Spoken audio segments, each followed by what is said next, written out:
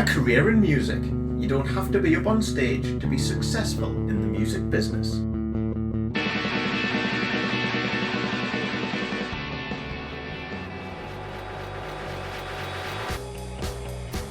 This is Anyone Can Play Guitar, the podcast for musicians and music lovers that takes you behind the scenes of the music industry. This week is brought to you in partnership with MGR Music. Ever wanted to learn an instrument, hone your skills, or pick up something completely new? You can get so far by yourself, however, professional guidance can make all the difference.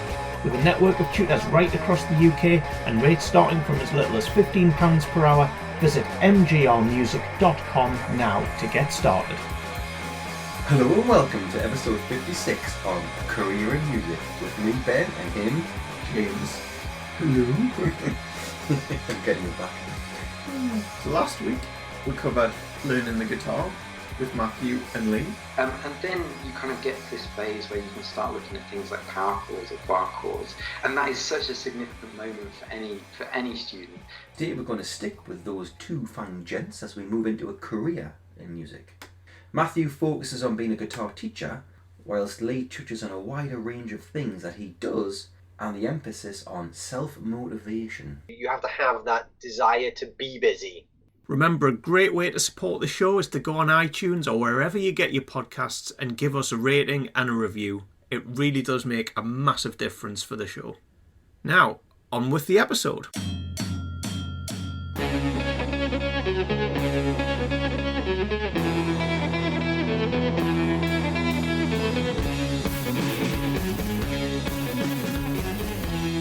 We'll start today with Matthew. For a lot of people in bands or solo musicians, there'll be peaks and troughs in terms of the times that you're busy. Given that they can already play their instrument pretty well, doing some teaching on the side can be a great additional income.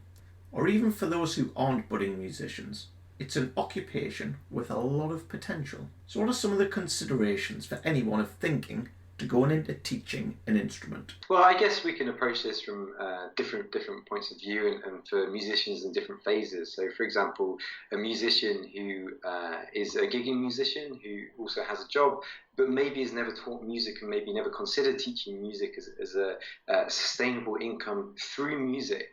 I would kind of put this kind of concept forward to them and say, actually, music education is a fantastic thing to do for many reasons.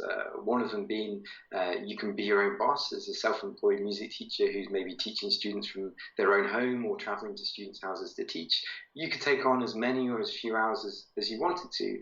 The pay points are quite nice. Teachers will charge everything from £20 to £35 an hour, depending on the city, depending on the instrument, depending on the band. So it can be quite a rewarding source of income comparatively to many minimum wage jobs out there that unfortunately musicians end up doing to support their gigging lifestyle.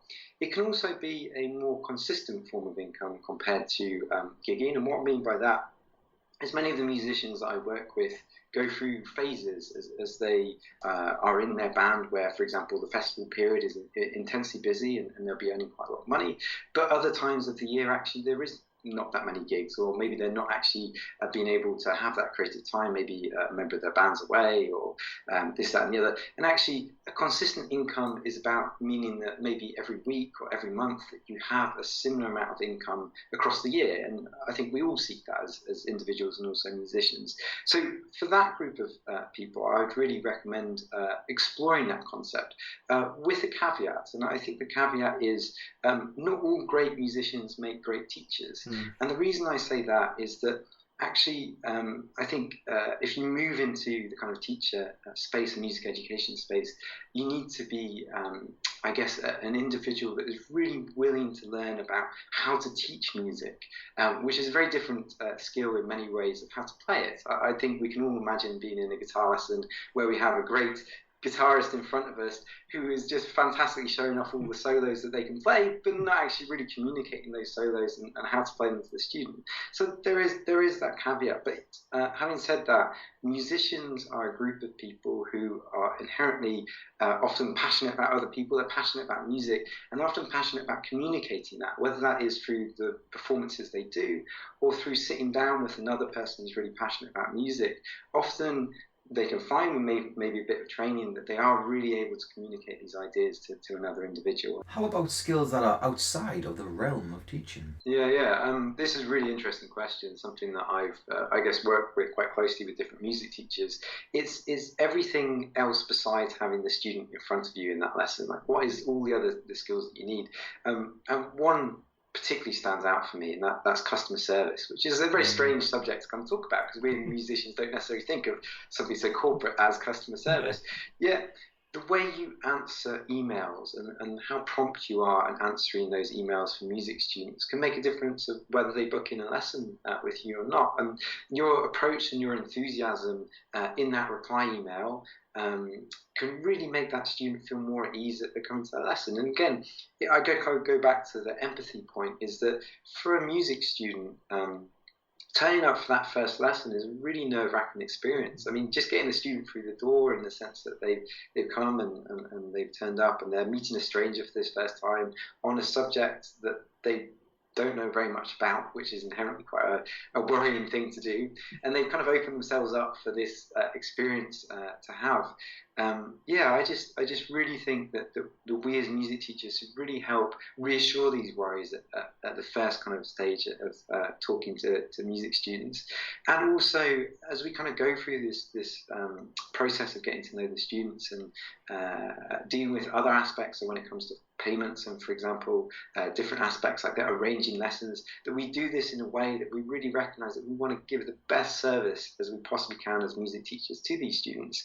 As I say, it sounds quite a corporate thing, but actually customer service is such a huge part of what good music teachers are able to deliver to their students. Now, a bit of background from Matthew and his experience on supply versus demand. Well, when I first moved down to Exeter and was really passionate about starting up my own guitar teaching business down there, I went to some of the local music shops and providers of music education down there, and was kind of quite flatly told, we don't need another guitar teacher here. All the guitar students that need to learn guitar are learning currently with the teachers that are out there.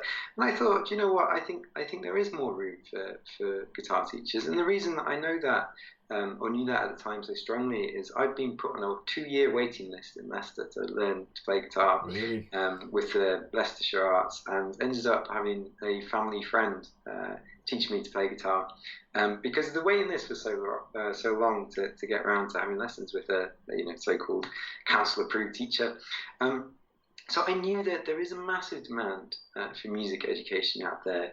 There is always a demand, I would say, for instruments that are in the public eye. And what I mean by that is you see shows like X Factor and Britain's Got Talent that really, really push this concept of having a skill that you show off to people. And one of the kind of go-to skills often is things like singing, for example. And we've seen inherently the numbers of inquiries we get about, hey, I really want to audition for X Factor or Britain's Got Talent, generally pushes inquiries and interest up from particularly younger individuals coming through. So I have also seen, as we've gone through different phases of running this business, that musical interests change. So we've had, particularly over the last few years, a real interest in learning acoustic guitar, and you could probably work out which particular famous male solo acoustic guitar singer who's prompted all of that. And it wouldn't surprise me, in a few years' time, if there was a particularly big, let's say, rock band or other type of band that comes through in a different genre that really captures, particularly the young people's ears, as it were, that will prompt inquiries coming through in that way. So as people get, just like earlier when we talked about kind of where did my interest kind of come from in music, I think as people get really enthused about whatever music it is, they want to express that by learning it, by playing it, and then by evolving it, however they can creatively. James, I'm going to bring Leigh back in at this point. Get him in. Quick bit of background from him. And I've always played in bands since I was young. The teaching thing was something I picked up, as I said, about 6 years ago, but I used to do it on top of a full-time job. Right. With the aim that one day it would pay off and turn into the career. So for years and years, I sort of did this, did what we all do. I sort of got by. I worked in a clinical research company for years, and it was a good job, but ultimately it wasn't the guitar. It wasn't playing guitar all day. So I just kept pushing and pushing, and I've always prided myself on always saying yes to something. So saying yes to everything ties into the recent decision-making episode that we had. Taking up the opportunity to become a teacher proved one of the many useful yes decisions that Leigh's made on his journey. So once he had decided to, how did he get his name out there? So the first thing I did was just advertise everywhere. Everything I could do to put my name out as a teacher. And I just, posted adverts, posters, flyers. I went to town. But at the same time, though, Matthew from MGR, I've known Matthew for a long time anyway. I've always taught for him. He's always referred students to me and whatnot. Yeah. But earlier this year, he sort of came to me with the idea that what he needed was someone to come on board and do some SEO writing for him. So to help them sort of boost their Google rankings. Yeah. And part of that then was, basically approaching guitar companies and writing articles for them. So that's where that came about, as well as Matthew sort of put me on that path. And, we made some good contacts, and we ended up then securing like a column in the guitar magazine. So I write a fortnightly lesson for them on their website twice a month. And then off the back of that, then you just sort of start to reach out to different publications. So now I write for sort of a couple of different up and coming publications, some quite well known ones as well. So that's been a big boost. An example there of how one yes decision can lead to another. Once you're starting to teach or potentially providing any other service, how much do you charge for your service? It's a great question. I think I'll talk a little bit about teacher confidence first of all, because I think that will feed into it. And what I can say, and my experience working with many different teachers that have started on this journey, is that you get into your first lesson as a music teacher, and it's true of any teacher, and in that lesson you'll find that there is just a part of your personality that kind of takes over. It's this persona of the teacher within you, and over particularly the first 6 months you'll really develop that persona, and you'll just snap into your teacher character, the person you are as a teacher. And that will give you a lot of confidence. And it's not the everyday person you normally are. And it's the same you could imagine with the teachers you had in school. They weren't the teacher person, when you accidentally saw them at the shops. They weren't, Mrs. Whoever. They were just themselves at that time. So that will give you great confidence as a new music teacher. In regard to how much to charge, it is quite a personal question. It depends on multiple factors. So some of the factors, for example, are location of lessons. So what I mean by that is some cities inherently the prices will have to be lower. Some cities the prices will be higher.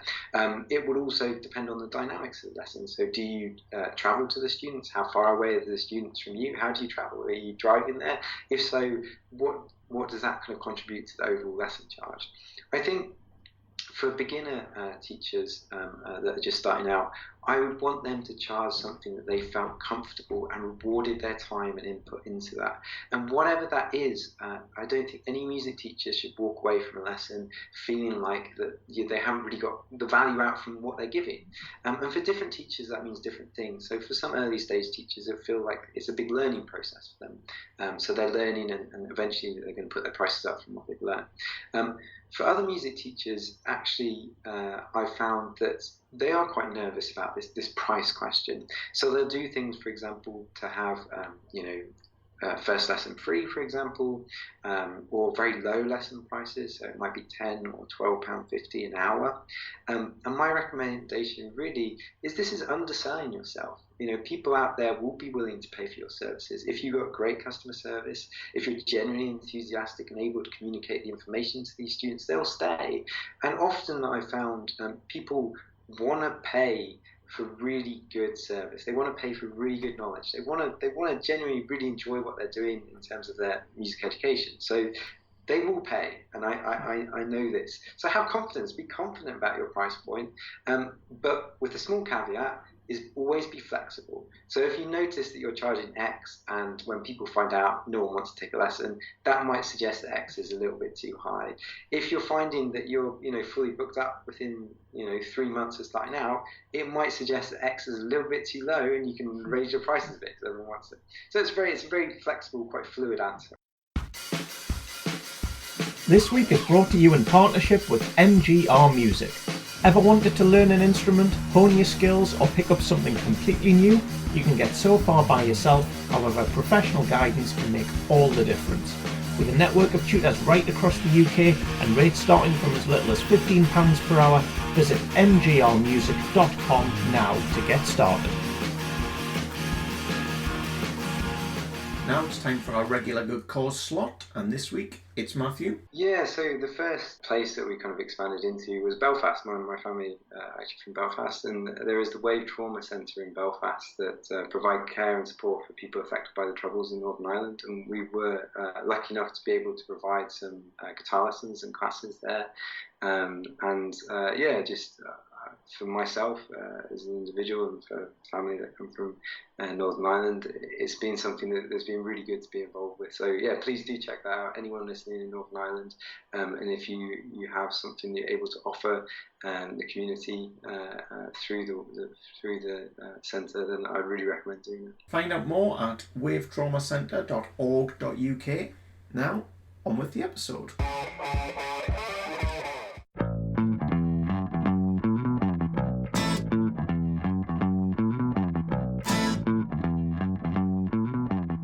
Second half of the show now, let's look into what some of the barriers can be for people entering into music teaching.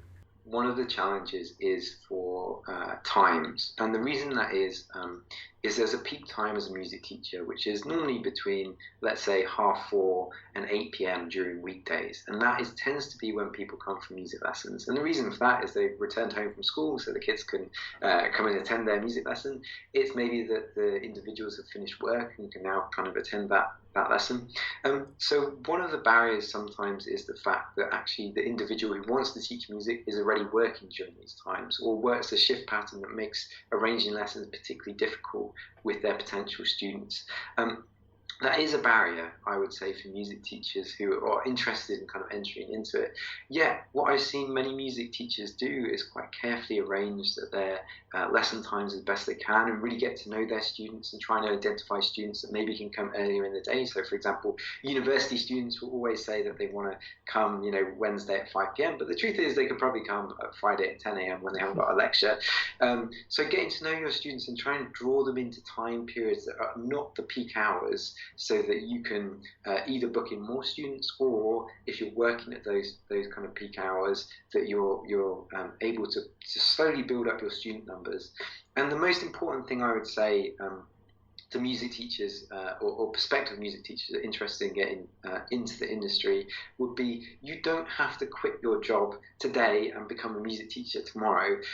What you can do is quite carefully slowly rebalance your income. So maybe you're starting to build up a few students, maybe you have 5 students a week that are bringing in a nice amount of income, and you slowly start reducing hours, or you slowly do other things in terms of moving the students around and taking on a few more students, till you're at such a point where you can make that transition between working full-time, working part-time at your job, and also doing music education. Or, as I say, maybe leaving that job altogether and doing music education as your primary thing. It doesn't have to be a one snap decision. It can be a process over 6 or 12 months. What about if you're looking to do things full-time?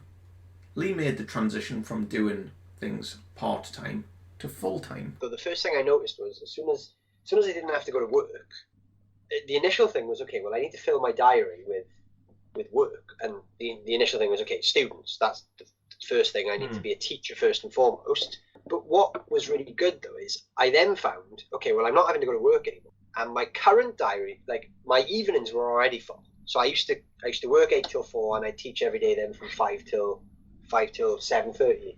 So those slots were already full. So I already had a good starting point. But what I also had then was 8 hours a day to think about what I could do next. Yeah. And that was invaluable then, because all of a sudden it's like, right, I've got a lot more free time now, which is great now, because now I can like focus my energies on advertising and getting my name out there. So when our music teacher isn't teaching, what should they be using the rest of their time for? It's a really, really good question. And I would say for me, the most valuable thing I found as a music teacher is talking to other people in the music community. And what I mean by that is if you're engaging with, for example, on a retail side of things, local guitar shops, and really getting to know the managers there, for example, they can be a source of referrals of students. They can be also great support. They can be individuals that will help you connect with other music teachers in your area to provide the early stage knowledge that you might need to kind of develop.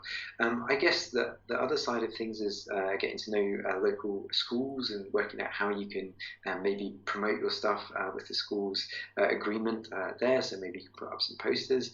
Getting to know other places that provide music as an outlet. So there might be some community centres. There might also be some local places that provide gigs or encourage musicians to go in there and start jamming as early stage bands. Essentially, in almost every city, there'll be often segmented but micro communities of different musicians. If you can suddenly start getting to know and networking with all of these people in the community, your name will start, kind of getting out there as a music teacher and as an individual. And while that might not generate inquiries during week one, by the end of year one, suddenly you have all of these people that will be referring to you as, oh yeah, you should go and talk to this guy. He knows how to teach guitar. And then suddenly your business will grow dramatically. So again, lots more from Matthew on the importance of exchanging knowledge with others in similar roles to yourself in the full episode with him that we're going to release later in the season. Filling the time isn't a problem for Leigh though, but you do need to be a self-motivated person with a lot of drive. I'm quite lucky that I'm one of those people that sort of thrives on just being constantly busy. So I find, I'm sort of in my studio by 7:30 every day doing something. If it's an article or just playing guitar or writing or whatever, I'm in here every day by the same time. And often I don't come out here until 9:30, 10 o'clock at night. Yeah. I think having that thing of you have to sort of get into it with the mindset of it's not going to be a regular job, it's not going to be set hours, and it is all weird stuff. But I think that just kind of comes to the territory, really. But you're right, the energy. So you have to have that desire to be busy. It's one of those sort of jobs as well, I'm responsible for my own work now. So while the work is there, I will take it, because obviously it covers you then for when it's not there. Yeah. Because that's the one thing I guess a lot of people struggle with is in getting into this kind of thing, is keeping a full diary. And, it's one of those jobs where you can forecast it to an extent, but really when you do something like this, all of your income is dependent on other people's lives. So you can forecast it to an extent, but every month is different, and you always have to be thinking ahead of, okay, well, what can I do if this doesn't pan out, or what can I do if this job doesn't come off? You also sort of have to have a plan B in place. Again, there's loads more from Leigh in the full interview. That'll be a great listen when it comes out. Overall, there's a lot to think about when you take on a job in music, whether it's full or part-time. Essentially, if you go down something like the music teacher, guitar teacher route, you're a business. So you need to start thinking like one. You might be able to teach the guitar very well, but you've got to do all the other things that come with that sort of, with running a business. Yeah, especially the legal and tax implications. Well, indeed. Advertising, big, massive one that Matthew sort of stressed a lot, customer service. I mean, you wouldn't return as a paying customer if you receive poor quality service if you went and bought a product from a shop, so it'd be no different here. The great news is that there's loads of options though. I mean, Leigh covered a few different things that he's got involved in, and his approach to just saying yes and one thing leads to another. Like, there's definitely, loads of potential and different ways to build out a career doing something music related, whether that's as a side hustle while you're sort of building out your band or your solo career, or whether it's just, you know what, I've tried the band thing, I've tried writing songs, not really working, but I do still want to do something music related. There's options out there to get yourself out of the 9-to-5 job. But it'll be a lot of work. Yeah. But it'll be fun. I loved a side hustle. I did the guitar teaching for a few people, and the DJing. Yes. You liked a good DJ slot. Did. It was a very... I mean, that's not 9-to-5. No, it was a very good way of having a job in music, and you didn't necessarily have to have very proficient DJing skills. You just had to know good songs in good orders and when to put them on the night. Well, there's a way of doing it badly. Oh, there's definitely a way of doing it badly. But it's quite good if you're in a band and you can say to a promoter, we can play the gig and afterwards I'll do the club night. Yeah. We had a couple of gigs on the back of those. Got some decks. Yeah, got some decks. To be honest, if you do a couple of cheeky weddings or engagement parties as favours... Oh, if it's a wedding, double the fee. Without a doubt. away. Yeah. And people expect that. Yeah, it's crazy. It is. It totally is. But as we're talking about things a little bit legal, Gene, I've got a bit of a segue for you here. Coming up next week, something that is hugely important and very useful. And this is our second two-parter of season 2. That's true. It's all about the law, or music law to be more specific. Part 1 of a two-parter on music law with our music lawyer, Erin Jacobson. The music lawyer. The music lawyer, sorry, my apologies. I'm going to get this wrong like I did the original Rude Boy, aren't I? Well, potentially. I mean, Erin was awesome. There is so much useful content in this. It's in the first episode, James. Part 1, you're going to get the inside track on copywriting, music composition, sound recording, royalties. My 4 big things. And in a lot of those things, there's various myths that get dispelled and various things that it's just really useful to have some good clarity and insight on. So I love a myth buster. So here's a snippet from Erin. You know, using that one riff would probably not be considered infringement, but that's just because that's happened over time, not because, oh, it's okay to use those 3 notes or that chord progression. All of the show notes for today's episode can be found at acpgmusic.com, along with our back catalogue of episodes. If you like what you hear, or perhaps have some improvements or specific guests you'd like us to consider, we'd love to hear from you. Email us at info@acpgmusic.com or hit us up on social media. Keep supporting upcoming artists, and we'll catch you next time.